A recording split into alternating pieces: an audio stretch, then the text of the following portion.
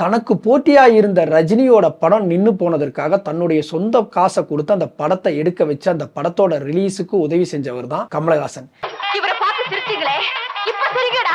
1974 மலையாளத்துல கன்னியாகுமரிங்கிற படத்துல முதல் முறையா இவர் கதாநாயகனா அறிமுகமாகிறார். அந்த படத்துல நடிச்சதற்காக அவருக்கு பிலிம்பேர் அவார்டும் கிடைக்குது. அதற்கு பிறகு பாலச்சந்தருடைய அபூர்வ ராகங்கள் படத்துல இவர் கதாநாயகனாக தமிழ்ல முதலா அறிமுகமாகிறாரு. அந்த படத்துல தான் ரஜினியும் அறிமுகமானார். அதற்கு பிறகு தொடர்ந்து கமலுக்கு ஏறுமுகம் தான். இதுவரைக்கும் கமல் 19 பிலிம்பேர் அவார்டு வாங்கிட்டார். இந்த சாதனை இதுவரைக்கும் யாருமே முறியடிக்கல. ஒரு கட்டத்துல கமலே எனக்கு இனிமேல் பிலிம்பேர் அவார்டு கொடுக்க வேண்டாம், புதுசா வர்றவங்களுக்கு கொடுத்து அவங்கள ஊக்கப்படுத்த அப்படின்னு சொல்ற அளவுக்கு அந்த விருதை வாங்கி அவர் குவிச்சிட்டார். காதல் இளவரசன் அப்படிங்கிற அடைமொழியோட வலம் வந்துட்டு இருந்த கமல் அந்த காலகட்டத்தில் 16 வயது படத்துல கோமணம் கட்டிக்கிட்டு வாயில வெத்தலைப்பாக்கு போட்டுக்கிட்டு ஒரு கால விந்தி நடக்கிற சப்பானியா நடிச்சிருப்பார். தன்னுடைய உருவத்தை அவலட்சணமா மாத்திக்கிட்டு நடிக்கிறதுல கமல் என்னைக்குமே தயங்கினது இல்லை. ஒரு கட்டத்துல கமலஹாசன் ஒரு சீன்ல நடிச்சிட்டு இருக்கும் போதே ஸ்ரீதேவி கிட்ட சொல்லியிருக்கிறாரு, இந்த பையன் அதாவது பாரதி ராஜா மிகப்பெரிய அளவில் வருவான் அப்படின்னு சொல்லியிருக்காரு, எப்படி சொல்றீங்க அப்படின்னு ஸ்ரீதேவி கேட்டபோது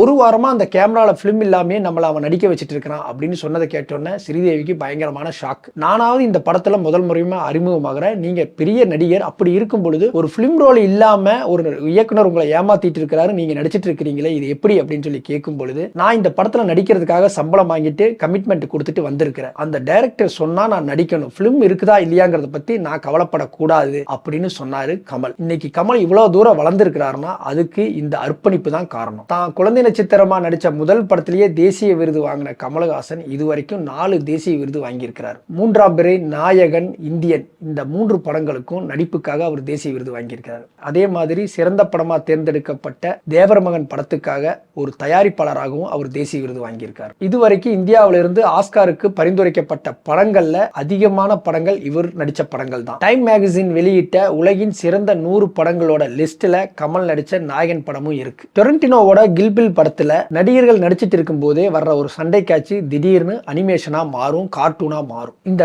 காட்சி பயங்கரமா பிரபலமாச்சு. ஆனா இந்த காட்சியை நான் எடுக்கிறதுக்கு இன்ஸ்பிரேஷனா இருந்தது கமலோட ஆளவன் தான் அப்படின்னு டொரண்டினோ ஒரு பேட்டியில சொல்லியிருக்கிறார். கமலஹாசன் ரொம்பவும் ஆசைப்பட்ட ஒரு படம் மருதநாயகம். பல காரணங்களால அந்த படம் இன்னுமே தொடங்கப்படாம இருக்கு. கமலோட ரசிகர்கள் அந்த படத்தை ஆவலுடன் எதிர்பார்த்துட்டு இருக்காங்க. உங்களுக்கு பிடிச்ச கமலோட படம் எது? கமெண்ட் பண்ணுங்க.